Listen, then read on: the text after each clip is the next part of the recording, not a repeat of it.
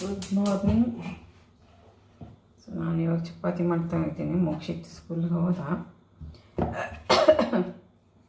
ಪೂರಿ ಮಾಡಿದ್ದೆ ನಾನು ಇದಕ್ಕೆ. ಸೊ ಚಪಾತಿ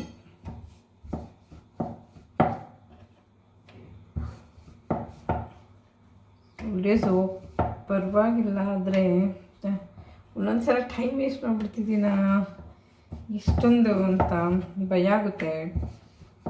ವಾಚಿಂಗ್ ಟೈಮ್ ಆಗಲಿಲ್ಲ ಅಂದರೆ ಮತ್ತೆ ಏನು ಇನ್ವೆಸ್ಟ್ ಮಾಡಿಲ್ಲ ಅಂದರೆ ಟೈಮ್ ಅಂತೂ ಇದು ಬಿಗ್ ಇನ್ವೆಸ್ಟ್ಮೆಂಟು.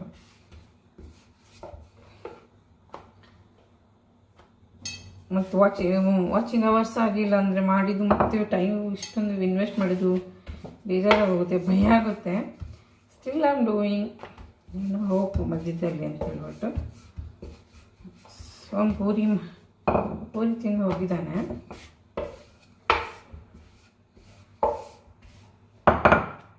ತುಂಬ ಚಳಿ ಇತ್ತು ಇವತ್ತು ಬೆಳಿಗ್ಗೆ ಮಾರ್ನಿಂಗ್ ಹೋಗುವಾಗ. ಚಳಿ ಅಮ್ಮ ಇವತ್ತು ಫುಲ್ ಚಳಿ ಇದೆ, ನನಗೆ ಇವತ್ತೊಂದು ದಿನ ರಜಾ ಮಾಡ್ಬೇಕು ಅನ್ನಿಸ್ತಾ ಇದೆ ಅಂತಿದ್ದ. ನನಗೆ ಇನ್ನೂ ಕಣ್ಣಿಗೆ ನಿದ್ದೆ ಬರ್ತಾ ಇದೆ ಅಂತೆ. ಏನೋ ಹೇಳ್ತಾ ಇದ್ದ ಪಾಪ.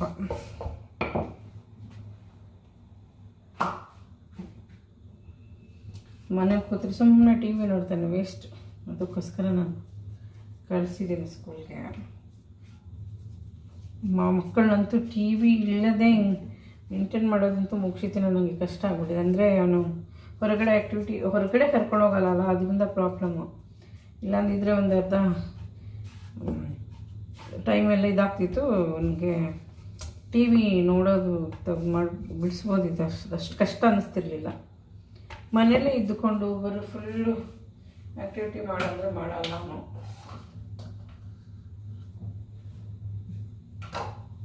ಫಸ್ಟ್ ಚಪಾತಿ ಮಾಡಿರ್ತಾಯಿದ್ದೀನಿ ಇವತ್ತು. ಪಲ್ಯ ಏನು ಮಾಡಿಲ್ಲ, ಏನು ಮಾಡೋದಂತ ಯೋಚನೆ ಮಾಡ್ತೇನೆ. ಇಷ್ಟಿಲ್ಲ ಸ್ವೀಟ್ ಪೊಟೊಟೊ ಒಳ್ಳೆಯದು ಅದರಲ್ಲೇ ಪಲ್ಯ ಮಾಡೋಣ ಅಂದರೆ ಮುಗಿಸಿತ್ತು. ಬೇಡ ಮಮ್ಮ, ನನಗೆ ಸ್ವೀಟ್ ಪೊಟೊಟೊ ಪಲ್ಯ ಇಷ್ಟ ಇಲ್ಲ ಅಂತಾನೆ. ಹಂಗೂ ಮಾಡಿದ್ರೂ ಗೊತ್ತು ಮಾಡ್ತಾನೆ, ಏನಿದು ಸ್ವೀಟ್ ಇದೆಯಲ್ಲ ಸ್ವಲ್ಪ ಅಂತಾನೆ.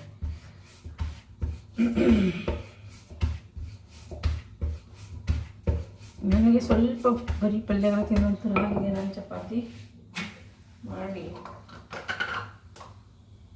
ಅದಕ್ಕೇನಾದರೂ ಸ್ಪೈಸಿ ಚಟ್ನಿ ಮಾಡ್ಕೊಂಡು ಅಂದ್ಕೊಂಡಿದ್ದೀನಿ.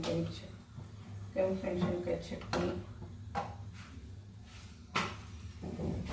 ಏನು ಆಲ್ಸೋ ಫೀಲಿಂಗ್ ಹಂಗ್ರಿ, ಮಗನ ಸ್ಟೈಲ್. ನಾನು ಫೀಲಿಂಗ್ ಹಂಗ್ರಿ ಮಮ್ಮ ಅಂತ.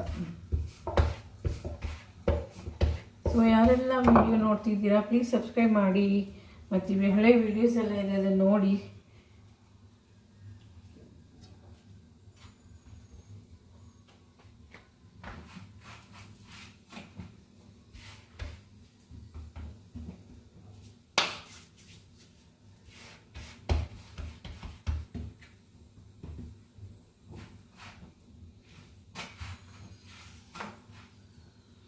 ಮನೇಲಿ ಫಸ್ಟು ಒಂದು ಉಪ್ಪಿಟ್ಟು ಮಾಡಿದ್ರೆ ನಮ್ಮ ತಾಯಿ ತುಂಬ ದೊಡ್ಡ ಗಲಾಟೆ ಮಾಡ್ತಿದ್ದೆ. ಉಪ್ಪಿಟ್ಟು ಇವತ್ತು ಒಂದಿನ ತಿನ್ನಿವೆ ಪಾಪ, ಒಂದು ತಿಂಗ್ಳಿಗೆ ಒಂದು ದಿನ 6 ತಿಂಗಳಾಗಿತ್ತು. ತಿನ್ನ ಅಂತ ಹೇಳಿದ್ರೆ ಇಲ್ಲ ನಂಗೆ ಉಪ್ಪಿಟ್ಟು ತಿನ್ನಲ್ಲ, ನಾನು ಉಪ್ಪಿಟ್ಟು ಮಾಡಿದ್ದೇನು ದೊಡ್ಡ ಗಲಾಟೆ ಮಾಡ್ತಾಯಿದ್ದೆ. ಒಂದು ಸ್ವಲ್ಪ ತಿನ್ನಂತಂದೆ. ನೋಡಿದ್ರೆ ಇವಾಗ ಉಪ್ಪಿಟ್ಟೇ ತಿನ್ನೋರು ಮನೆಗೆ ಸೇರ್ಕೊಂಡ್ಬಿಟ್ಟಿದ್ದೀನಿ. ಉತ್ತರ ಕರ್ನಾಟಕದಲ್ಲಿ ಜಾಸ್ತಿ ಉಪ್ಪಿಟ್ಟು, ರವೆ ಉಪ್ಪಿಟ್ಟಾಗಲಿ ಅವಲಕ್ಕಿ ಉಪ್ಪಿಟ್ಟಾಗಲಿ ಜಾಸ್ತಿ ತಿಂತಾರೆ. ಅಂದರೆ ಉಪ್ಪಿಟ್ಟಿದ್ದವ್ರಿಗೆ ಒಂಥರ ಉಪ್ಪಿಟ್ಟು ಇರಲೇಬೇಕು ಹಂಗೆ. ಈಗ ನಾನೇ ಉಪ್ಪಿಟ್ಟು ತಿನ್ನಂಗದೇ ಇರೋಕ್ಕಾಗಲ್ಲ, ಬೇಕನ್ಸುತ್ತೆ ಉಪ್ಮಾ. ಹೇಳ್ತಿದ್ದೆ ನಮ್ಮಮ್ಮ, ಏನೊಂದು ಯಾವಾಗ ಉಪ್ಪಿಟ್ಟಂತೆ ಒಂದಿನ ಉಪ್ಪಿಟ್ಟು ಮಾಡಿದ್ರೆ ಇಷ್ಟು ದೊಡ್ಡ ಗಲಾಟೆ ಮಾಡ್ತಿದ್ದೆ ನೀನು ಮನೇಲೆಲ್ಲವ ಅಂತ. ಹೌದು, ಅದಾದಮೇಲೆ ಡಿಫ್ರೆನ್ಸ್ ಗೊತ್ತಾಗೋದು. ಫಸ್ಟ್ ನನಗೇನು ಇವ್ರಿಗೆ ನಮ್ಮ ಹಸ್ಬೆಂಡ್ಗೆ ಉಪ್ಪಿಟ್ಟು ಇಷ್ಟ. ಅವರು ಉಪ್ಪಿಟ್ಟು ಬೇಕಂದ್ರೆ ನನಗೆ ಉಪ್ಮಾ ಇಷ್ಟ ಅಲ್ಲ, ಉಪ್ಪಿಟ್ಟು ಮಾಡಿ ಇನ್ನೊಂದು ಮಾಡಬೇಕಲ್ಲ ಅಂತ. ಈಗ ನನಗೂ ಉಪ್ಪಿಟ್ಟು ಇಷ್ಟ, ಉಪ್ಪಿಟ್ಟು ತಿನ್ಬೇಕನ್ನಿಸ್ತದೆ. ಹಾಗೆ ಕತೆಗಳು.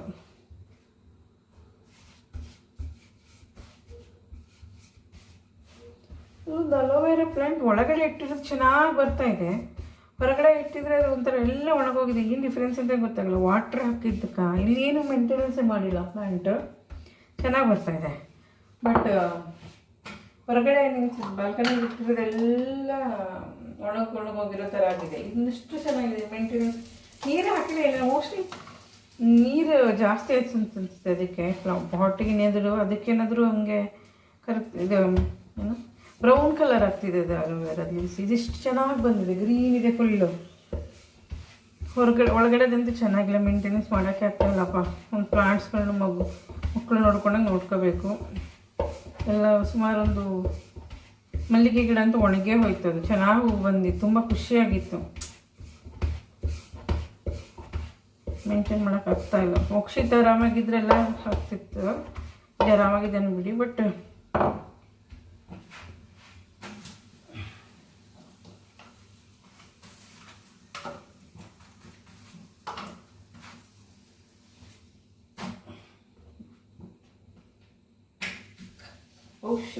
ಸುಡ್ತಪ್ಪ ಬಾ. ಹರಿದಿತ್ತು, ಚಪಾತಿ ಮಾಡಿದಲ್ಲಿ ಎಣ್ಣೆ ಇತ್ತು, ಕಾದಿತ್ತು, ಸುಡ್ತು.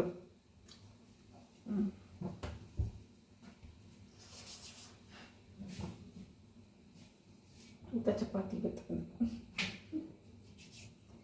ಉತ್ತರ ಕರ್ನಾಟಕದ ಸೈಡು ಹುಬ್ಳಿ ಧಾರವಾಡ ಸೈಡ್ ತುಂಬ ಸಣ್ಣ ಕರೀತಾರೆ ಚಪಾತಿನ. ತುಂಬ ಸಣ್ಣ ಅಂದರೆ ತುಂಬ ಸಣ್ಣ ತೆಳು. ರೊಟ್ಟಿನೂ ಅಷ್ಟು ಚೆನ್ನಾಗಿ ಮಾಡ್ತಾರೆ. ನಮ್ಮ ಮನೆ ಕಡೆ ಇಷ್ಟು ತೆಳ್ಳಗರಿದ್ರೆ ಇಷ್ಟು ತೆಳ್ಳಗರಿತೀಯ ನೀನು ಅಂತ ಹೇಳಿದೆ ನಾನು. ಅಲ್ಲಿ ಬಂದು ನೋಡಿ ಎಷ್ಟು ಚೆನ್ನಾಗಿ ಎಷ್ಟು ತೆಳ್ಳಗರಿತಾರೆ ಚಪಾತಿನ ರೊಟ್ಟಿನ ಅಂತ ಹೇಳ್ಬಿಟ್ಟು.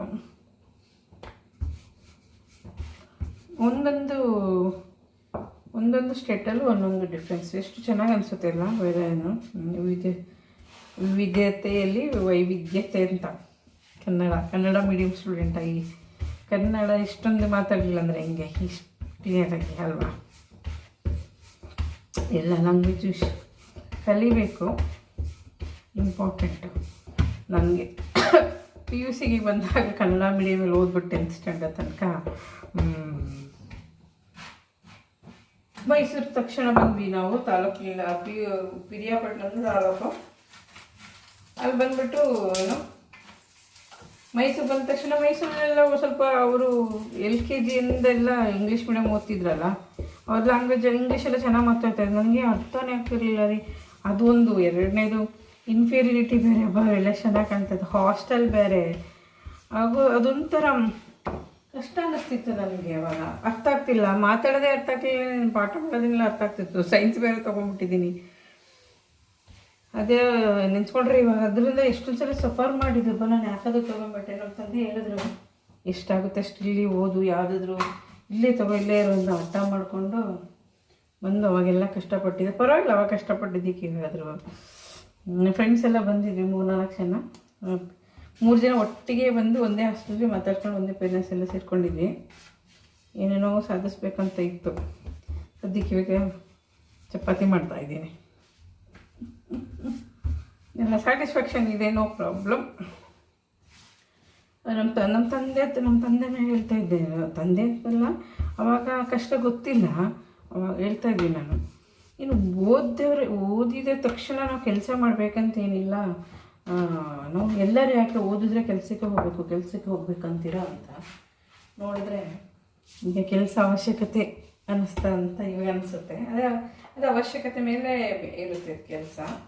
ಅವಶ್ಯಕತೆ ಅಂತಕ್ಕಿಂತಲೂ ಎಲ್ಲರೂ ಕೆಲಸ ಮಾಡಿದ್ರೆ, ಇದು ಓದಿದವರೆಲ್ಲ ಕೆಲಸಕ್ಕೆ ಹೋಗ್ಬೇಕಂತ ಏನಿಲ್ಲ. ನಾನು ನಾಲೆಡ್ಜ್ಗೋಸ್ಕರ ಓದ್ತೀನಿ ಹಂಗೆ ಅಂತಿದ್ದೆ. ಆಮೇಲೆ ಅವಶ್ಯಕತೆ ಆಯಿತು, ಕೆಲಸದ ಅವಶ್ಯಕತೆ ಏನು ಗೊತ್ತು. ನಮ್ಮ ತಂದೆ ಹೇಳ್ತಾಯಿದ್ರು, ನೀ ಕೆಲಸಕ್ಕೆ ಹೋಗು ಮದುವೆ ಆದ್ಮೇಲೆ. ಯಾಕೆ ಹಿಂಗೆ ಹೇಳ್ತಾರೆ ಅಂತ. ಬ್ಯಾಂಕ್ಸ್ ಎಲ್ಲ ಎಕ್ಸಾಮ್ ಬರೆಸ್ತಾಯಿದ್ರು. ಓದು, ಎಕ್ಸಾಮ್ ಬರೀ ಬ್ಯಾಂಕ್ಸ್ದು. ನಮ್ಮ ತಂದೆ ಯಾಕೆ ಹಿಂಗೆ ಹೇಳ್ತಾರೆ ಇವರು, ಓದ್ಮೇಲೆ ಕೆಲಸಕ್ಕೆ ಹೋಗ್ಬೇಕನ್ನೋ ಅವಶ್ಯಕತೆ ಏನು ಅಂತ ಅಂತಿದ್ದೆ. ಆಮೇಲೆ ಗೊತ್ತಾಯ್ತು ನನಗೆ, ನನ್ನ ತಂದೆ ಯಾಕೆ ಹೇಳ್ತಾಯಿದ್ರು ಆ ಥರ ಕೆಲಸಕ್ಕೆ ಹೋಗು ಅಂತ. ಕೆಲ್ಸಕ್ಕೆ ಹೋಗಂತಾರಲ್ಲ, ಯಾಕೆ ಹಿಂಗೆ ಹೇಳ್ತಾರೆ ಅಂತಿದ್ದೆ. ಆ ಬುಕ್ಕು ಈಗ ಬುಕ್ಕುದು ಒಂದೆಲ್ಲ ಕಲಿತದ್ದು, ಬ್ಯಾಂಕ್ ಎಕ್ಸಾಮ್ಸ್ ಬರೀ ಹಾಗೆ ಹೇಗೆ ಅಂತ ಹೇಳ್ಬಿಟ್ಟು ಮಾಡಲಿಲ್ಲ ಅಂತ.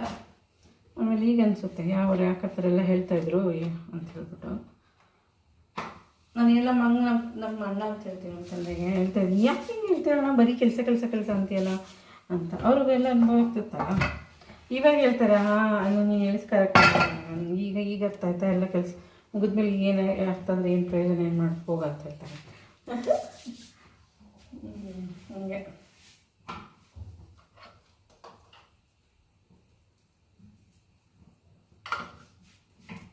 ಚಪಾತಿ ಆಯಿತು. ರೆಡ್ ಚಿಲ್ಲಿ ಚಟ್ನಿ ಮಾಡೋಣ ಅಂತಂದರೆ ರೆಡ್ ಚಿಲ್ಲಿ ಸ್ವಲ್ಪ ಎಣ್ಣೆ ಸ್ವಲ್ಪ ಜಾಸ್ತಿ ಹಾಕಿ ಚಪಾತಿ ಇಲ್ಲ ಅಂದರೆ ಚೆನ್ನಾಗಾಗೋದಿಲ್ಲ.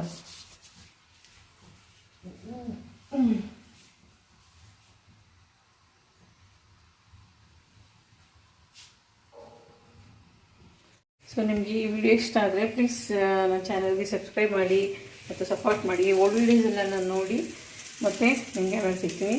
ಇವತ್ತಿನ ವಿಡಿಯೋದಲ್ಲಿ ಮುಗಿಸ್ತೀನಿ. ಬೈ ಬಾಯ್.